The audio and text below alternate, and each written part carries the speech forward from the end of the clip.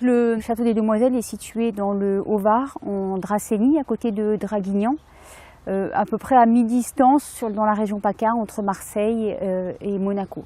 Donc, au château des Demoiselles, nous avons 70 hectares de vignes en production et nous avons une dizaine de cépages traditionnels de Provence, la Syrah, le Grenache, le Rolle, enfin tous les cépages qu'on peut trouver pour faire des grands rosés, des grands rouges et des grands blancs. Au château des Demoiselles, on produit 2 cuvées, le Charme des Demoiselles qui est l'entrée de gamme et le Château des Demoiselles qui est la cuvée haut de gamme.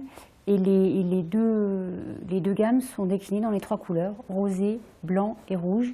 Au Château des Demoiselles, on fait à peu près 80% de rosé, 15 de rouge et 5 de blanc.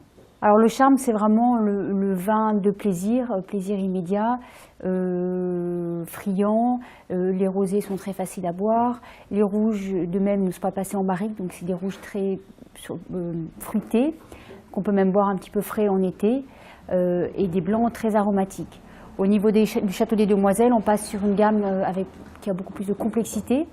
Les rouges et les blancs sont élevés en barrique et les rosés sont plus des rosés de gastronomie avec beaucoup plus de structure, une bouche qui allie une belle finesse et une belle fraîcheur et au nez une très belle explosion aromatique. Il y a des activités sur la propriété déjà, c'est-à-dire visite des caves tous les jours à 11h30, gratuit, donc pour tous les gens qui viennent par hasard, pas besoin de réserver. Donc tous les matins, même en week-end, il y a une visite des caves qui est proposée, qui dure environ 20 minutes, et ensuite les gens ils peuvent déguster les vins.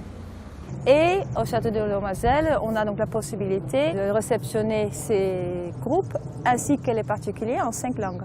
Le Château des Demoiselles, c'est une propriété qu'on a rachetée en 2006. Et le souhait, comme ça portait le nom du Château des Demoiselles, c'est de vraiment jouer sur cette note très féminine. Donc c'est pour ça qu'on a complètement relooké, réhabillé les bouteilles avec dans le souhait de faire quelque chose de très féminin et très contemporain. Le but recherché, c'était d'interpeller, donc je pense que ça, on a réussi, puisque ça interpelle. Il y en a qui adorent, il y en a qui n'aiment pas, mais on est identifié assez facilement.